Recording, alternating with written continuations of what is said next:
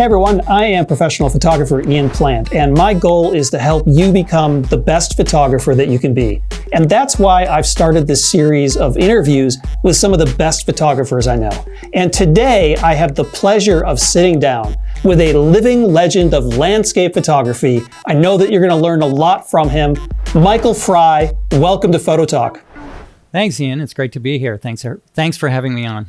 Oh, absolutely my pleasure. I'm so excited, and I have been a fan of your work since I turned pro 15 years ago. As a matter of fact, I've known of your work longer than that, and you've been a huge inspiration to me. And I'm sure that most of my viewers already know who you are.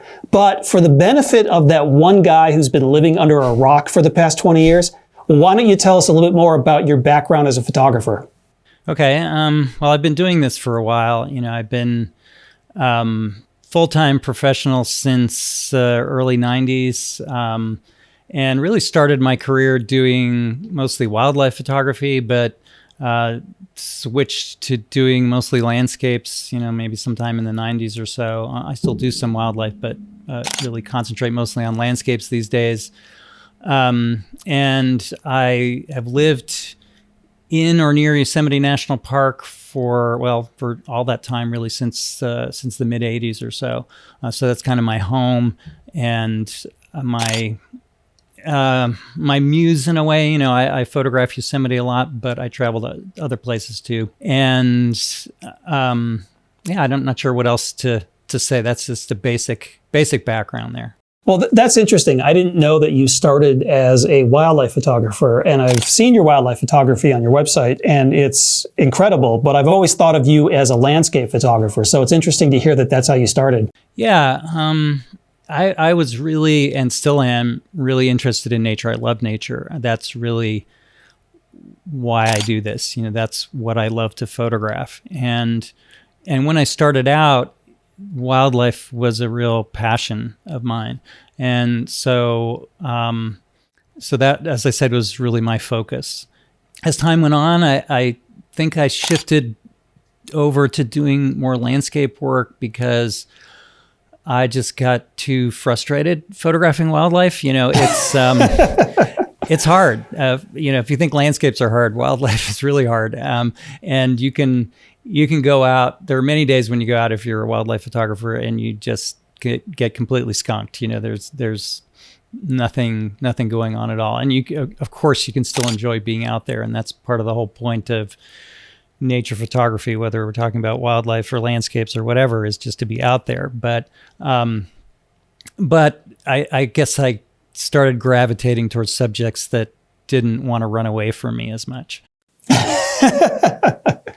Well, living in or near Yosemite National Park for such a long time must be amazing, having something really epic and beautiful so close to you. I live right now in the Minneapolis area, and there are some beautiful scenic areas in the Midwest, but I usually have to drive 6 or 7 hours to get to some of the better locations. And I've got this image of you in my head, just sort of rolling out of bed in the morning, walking to your front door, looking out to see what conditions are like and saying, oh, it looks good for photography, hopping in the car, driving 45 minutes, and then you're just immersed in beautiful scenery. Is it something like that, basically? It can be, kind of. I mean, I used to live right in Yosemite Valley. My wife and I lived right in Yosemite Valley for over 20 years. And there I could literally, just kind of pry an eye open and pull the curtains back and look out the window early in the morning and see what the light and weather was like and whether it's worth getting up. Now I live about an hour from Yosemite Valley, so I have to do a little bit more planning,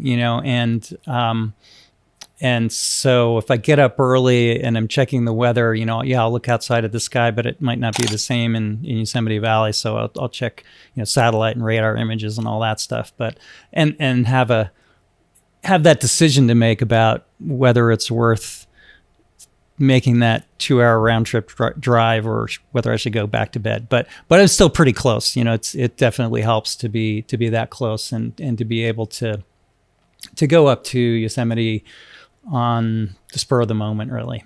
Now, I first discovered your work when I saw an article about your night photography in Outdoor Photography magazine. I think that's probably about, like 15 years ago at least.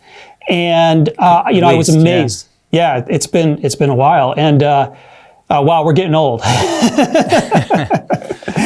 And I remember just being amazed by the night work you were doing. It was so different from everyone else's night work because you were going out there with flash and colored filters and doing these elaborate lighting setups of the landscape at night. And two of your photos that are on your website right now kind of spring to mind. One is this photo you took in Death Valley, which shows the night sky in the top of the image. And the bottom of the image, there's this gully. And it looked to me like you must have walked through the gully back and forth, probably like a half a mile each way, with a flashlight lighting up the sides of the walls. And then another photo of yours is a night photo of saguaro cacti, and each cactus in the shot is lit with a different burst of flash with a color gel, and every cactus has got its own color. And these shots must have been really intricate to set up. Can you tell me a little bit more about that? Those were both fairly intricate. So the Death Valley one, the first one you mentioned, that's a recent one. I took that last April, and it's maybe not quite as elaborate as you make it sound, but but it was fairly elaborate. My friend Robert and I were out scouting for a workshop. He's my frequent assistant for my workshops, Robert Eckhart, great photographer. Anyway, and he and I were out scouting along with my wife Claudia, and we found this gully. It's this kind of eroded gully, and I took like a shot there at sunset, which was okay. It wasn't the greatest sunset, but it occurred to me that that gully might line up with the Zodiacal Light and Orion after dark, I guess I could try to explain what Zodiacal Light is if you want me to, but anyway, it's just this kind of a shaft of light that you can see right after dark, after full dark, usually in the spring toward the west, and then just before sunrise in the fall, or before first light in the fall to the east. And then Orion, of course, is the constellation that most people know. Anyway, so I decided to go out there at night. I'm not sure, it might have been the next night or something. And Robert didn't join me, but I went out there and did the gully did indeed line up with those two things. So I took some exposures of the sky, and then a longer exposure to sort of illuminate the landscape better. And then I did some light painting. I tried lighting it from different sides, and I didn't end up using those frames in the final image. In the final image, basically the light that's in the gully was just me walking alongside the gully with a flashlight and a snoot on the flashlight and just shining the light down there. It's definitely not a half mile. I mean, it might be I don't know, a couple hundred feet maybe that you see there. So I mean, it's a wide angle lens, which, as you know, sort of exaggerates the distances or makes things look further apart than they really are. But this was a missed opportunity to lie and impress everyone. Yeah. You should have said it was 5 miles. Yeah, sure. Yeah. But anyway, and it was actually Robert's idea to light the gully that way. He and I have collaborated on a lot of nighttime images, doing light painting and all that. So we often are, bouncing ideas off each other about lighting things and stuff. So I want to make sure I give him credit for that idea. And he didn't want to join me that night for whatever reason, but anyway, that was a really fun thing to do. Sometimes you find if you're doing night photography and you're doing light painting stuff, sometimes you find certain features of a landscape or whatever, or trees or plants or whatever they are, that might kind of lend themselves to certain kinds of lighting, and sometimes your imagination is the limit. I think it's a really sort of fun, creative aspect of doing night photography is that part of it, that you can figure out all kinds of interesting ways to light things. Yeah, I mean, I've told people in the past that what I like about night photography is that it's the closest thing to a blank canvas that we get as photographers. And we can, by adding light, we can add whatever we want to that canvas. And it seems to me that, that you kind of went through a psychedelic phase there for a while with all the multicolored flash. Yeah, so the saguaro cactus image that you mentioned, that's an older one. I did that in late 90s. As a guess, maybe 96 or 97, and with film. And doing it on film makes everything a little bit more challenging because you can't really see exactly what you're getting as you go along.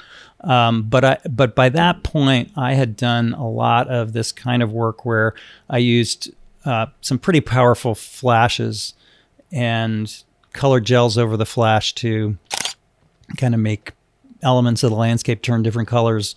And I had this idea in mind for a photograph of saguaro cacti, where I would have. My original idea was kind of a wide angle view with like maybe a hillside covered with cactuses and lighting each cactus a different color. And I for whatever reason I just couldn't find a situation where I thought that would work. But I was walking around during the day. So, with night photography, I'm often scouting during the day, and looking for possibilities that might work at night. So I was walking around during the day and I saw this one group of cacti and I just sort of stopped and I looked at it and I stared at it and I thought that might work for that idea that I had of lighting the cactuses different colors. But with just a different idea. This is actually a telephoto shot. It was on a medium format film camera, a Mamiya 645, and I think the focal length was 150, which is like maybe about 90 for a full frame sensor camera. So short telephoto. Anyway, and I just stood there during the day, kind of imagining how I might light it and what colors I would want each cactus to be, and marked the spot with some rocks to where I wanted to set up my tripod so I could find it in the dark, and came back after dark and executed it. But it's basically one flash moved into different positions and changing the colored gels on the flash or to light the cactuses different colors from different angles, and all done on one frame, one piece of film, as a multiple exposure, like basically recocking the shutter without advancing the film each time. And it took me about 3 hours to do the whole thing, which was right about the limits. Luckily, my battery on my flash didn't run out before I finished, but it was a close call. So you got this in a single shot on the first night, like your first try, you managed to get it perfect? Yeah. Well, Wow. even if I hadn't, I would have had to go process the film and look at it to even know whether I got it or not back in those days, right? So I just figured I had it. Like I said, at that point I'd done a lot of this kind of stuff, and while this was the most complex thing I'd ever done, I'd done it enough that I was pretty confident that I'd gotten what I wanted. I used a flash meter, to make sure I got the exposures right and all that kind of stuff. But it was pretty complicated. But night photography can be that way. It can be pretty time consuming sometimes, maybe not 3 hours, but it can be pretty time consuming, but it can also be really rewarding when you invest that time and come away with something you like. So. Wow. Well, I'm even more impressed by that shot now, knowing the backstory. And your night photography, as I said, was hugely inspirational for me. And it is very surreal at times. At other times, it's a bit more standard, I guess. And it does kind of stand out as being distinct from the rest of your work. And I'm struck by something that you said on your website. As part of your personal statement, you said that a lot of photographers are known for having a unique personal style, but that you are not one of them. And you cite your night work as being an example of the various different types of photography, the different styles you have embraced. And although I agree that your night photography is very different from your other work, when I look at the rest of your body of work, I actually feel like a very distinct personal style comes through. And if I were to characterize that style, I think I would say that it's very moody, it's very ephemeral, it's very subtle, and it's very atmospheric. And yeah, it seems to me like these like rare atmospheric events are very, very important to your work, whether it's landscape or wildlife. I see a lot of fog, I see a lot of mist, I see a lot of soft light coming through the fog. Let's talk about that for a while. What do you think about that? Well, I think that's true. Well, first of all, thank you. It's always great to hear someone else's perspective on that kind of thing, because sometimes it's hard to see it yourself. I do a lot of different things. As I said, I do night photography, and I do grand landscapes, and I do intimate scenes, and I do some wildlife, and some other things that are a little more esoteric, like some high key images and stuff. I like to experiment. I like to try to be as creative as I can. And that sometimes means pushing myself in directions that are different than things I've done in the past. But I do think that one thing that I try to do in all of my work is to convey a mood or a feeling if I possibly can. I mean, that's not an easy thing to do. I don't go out every day and find situations that allow me to do that necessarily, but it's something I definitely like doing, and something I look for. I look for opportunities to do that. And weather, of course, is a big part of that. And I know that's something that that you pay a lot of attention to the weather, and I certainly do too. Weather can be a really great mood producer. It's not to say that you can't make sort of moody photos or photos that convey a feeling of a landscape without interesting weather. I mean, you can do it on a sunny day, but it's definitely easier when the weather helps you. So I'm definitely looking for any kind of weather situation that might add some interest or add to kind of the mood or feeling of the photograph. And I love fog, as you sort of alluded to.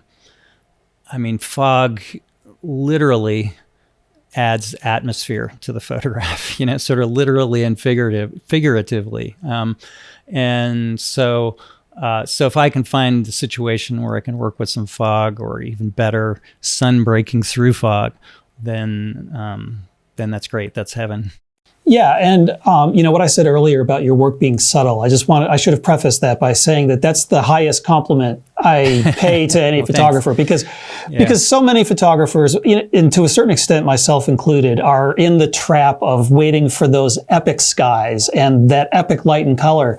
And I look at your work and I think that it's a bit more sophisticated, it's more mature, you're more confident in using those subtle moments, that subtle weather, and those subtle compositions that a lot of other photographers, I think, are afraid to embrace because it's not going to maximize their likes on Instagram. So I'm really impressed by that. Right.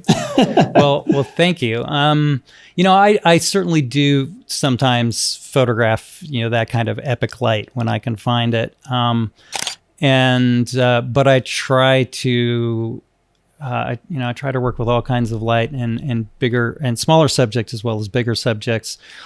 I know that intimate landscape scenes typically aren't going to generate as many likes on Facebook or Instagram as a big scale kind of epic grand landscape. But I still like doing them, and as long as some people appreciate them, then that's motivation to keep doing that kind of stuff. And And I guess another aspect of that is that I think that you can make compelling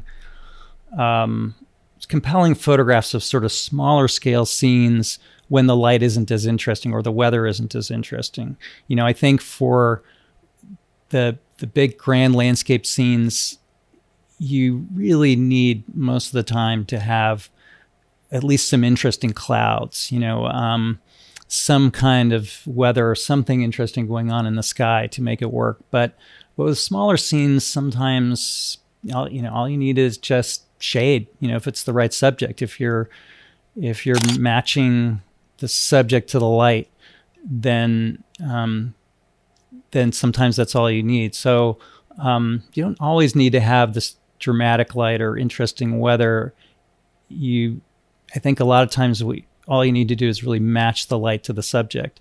And when the light and the weather is not spectacular, I find that I kind of focus in on smaller scale subjects, and can find things that will work and maybe even convey some kind of a mood or feeling, which is, again, what I'm usually going after. Well, the subtlety of your use of light and weather and color also extends to your compositions. And I see in your compositions a more sophisticated progression of objects within the visual space and less reliance on big, bold shapes and leading lines and things like that. And it seems to me that even when you're shooting a grand landscape scene, you're not afraid to step back and take a wider view and make your landscape subject a relatively small portion of the overall composition. And one shot in particular that caught my attention was a shot of Horsetail Falls in Yosemite.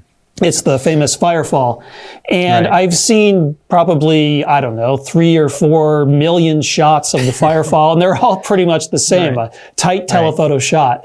And Yeah. yours is this grand wide angle. And I really don't think I've seen many like that. And the firefall is just a very small, discrete portion of the overall composition. And to me, that's much more effective than all the other tight shots that I've seen of the firefall. Yeah. So tell me a little bit about that. I mean, are you intentionally trying to do something that's a little bit different from what other people are doing? Does that factor into your process?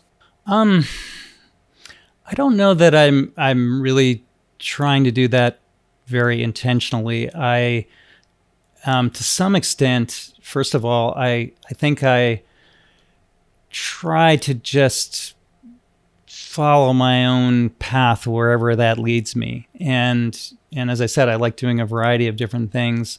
I try not to pay too much attention to kind of what other people are doing out there. I mean, I do look and I appreciate a lot of work that people are doing out there, but I try not to let that influence me too much, both in terms of what I photograph and what I don't. Like I don't want to miss a great photo opportunity or a great experience because, I don't want to do that because so many other people have done it. I just try to photograph whatever I want to photograph, whatever I feel inspired to photograph. And as much as possible, ignore kind of that other noise. Having said that, if I have an opportunity to do something in a different way, sure, and I'd love to do that, especially different than something I've done before. So in the instance that you're mentioning about Horsetail, I've photographed Horsetail Fall many times and have lots of those photographs that look a lot like everybody else's photos. Right. And so yeah, it was something that was on my mind, like, what could I do that might be a little bit different? And I had done some scouting to find some spots where you could get a wider view. It's not easy to do. On this particular example, I went to one of those spots and it really wasn't at all promising. There's this big bank of clouds out to the west that I thought would block the light, but I was up there and, may as well wait and see what happens. And it just turned into probably the most spectacular light show I've ever seen. That light on Horsetail Fall and then sunbeams fanning out above the clouds at sunset and stuff. It was really just unbelievable. I was standing there and I was doing my job, which is clicking the shutter and, making sure it was in focus and the exposure was right and all that. But at the same time, I was going, oh my God, I cannot believe I'm actually looking at this. It doesn't seem real. So it was really, it's just one of those things where, I got lucky. Of course, with every bit of luck, there's always an element that's not luck. You have to put yourself out there. There's a quote that I sometimes tell people from, I think it was from, it's from one of those old wildlife photographers. It might have been Erwin Bauer, and probably have it wrong. But anyway, he said something like, luck equals time expended. And, that's really it, with landscape photography, wildlife photography too.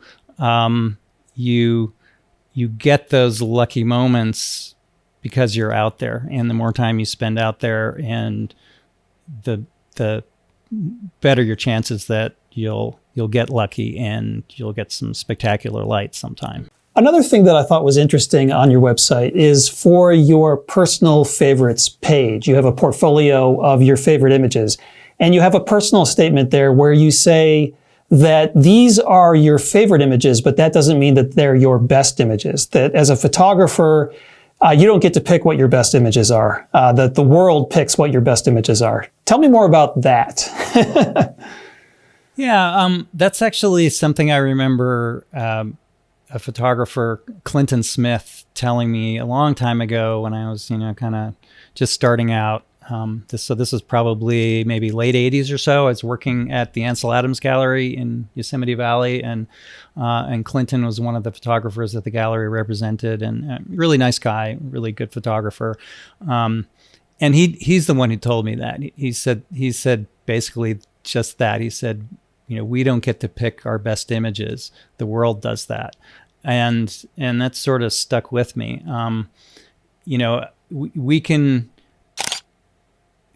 put stuff out there that we like, but if the world collectively yawns at those photos, there's really not much we can do about it. And I'm sure every photographer has had those kinds of experiences where you've put a photograph out into the world, whether that's you've posted it on social media, or sent it out to a contest, or a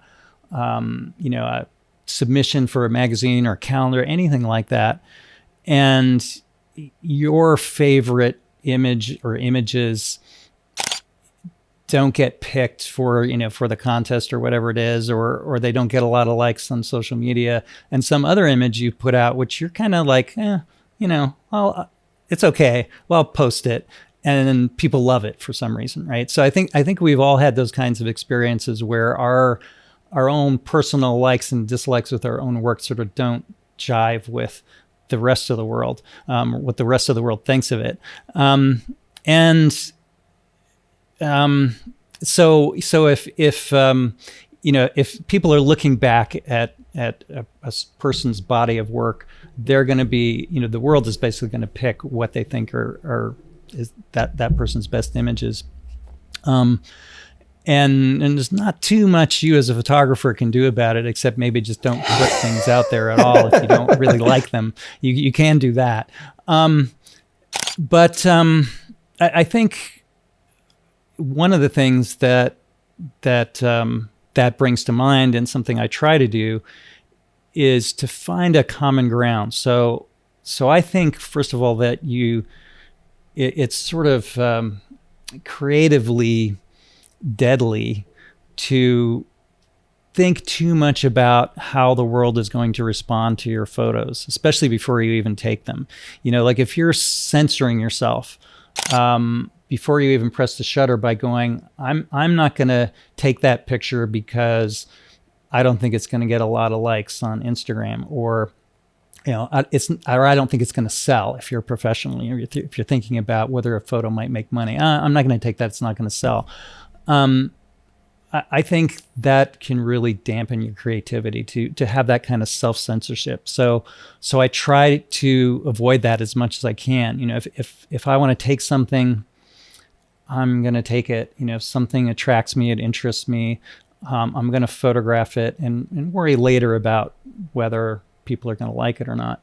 But on the other hand, I think we all want, we want our work to be appreciated, and maybe even more fundamentally, we want to communicate something. So photography to me is a form of communication, and if you make a photograph that other people don't get, it doesn't communicate anything to them, then there's something kind of missing there. I think ideally we'd all like to make photographs that communicate something to other people, that inspire them or touch them or convey a feeling or whatever it might be, if we possibly can. And so I think you can find a common ground where you're making photos that you like, that are personally meaningful to you, that also communicate something to other people. And